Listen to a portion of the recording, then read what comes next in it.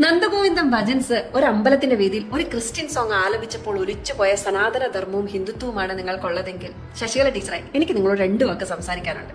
Covid എന്ന മഹാമാരി കാലത്ത് ബ്ലഡ് ഡൊണേഷൻ ഗ്രൂപ്പുകളിൽ ആക്റ്റീവ് ആയിട്ടുള്ള ഒരു മെമ്പറായിരുന്നു ഞാൻ.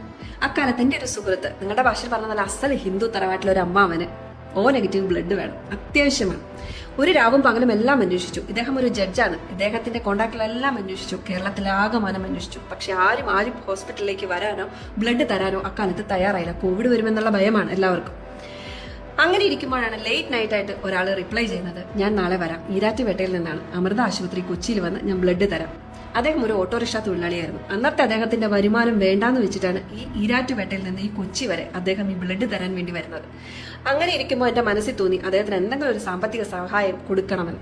ഞാൻ അത് പങ്കുവെച്ചപ്പോൾ അദ്ദേഹം അത് നിരസിച്ചു. അദ്ദേഹം അന്ന് എൻ്റെ അടുത്ത് പറഞ്ഞൊരു ഭാഷ എന്താണെന്ന് വെച്ചാൽ, മനുഷ്യനാവുന്നത് ഇക്കാലത്തല്ലേ മനുഷ്യരാകേണ്ടത്, നമ്മൾ മനുഷ്യനാണെന്ന് ജനിച്ചിട്ട് തെളിയിക്കണമല്ലോ മനുഷ്യനാണെന്നുള്ളത്, അതിന് ഒരു അവസരമായിന്നേ ഞാൻ കരുതുന്നുള്ളൂ എന്ന് പറഞ്ഞൊരു ചായ പോലും കുടിക്കാതെ അയാൾ തിരികെ പോയി.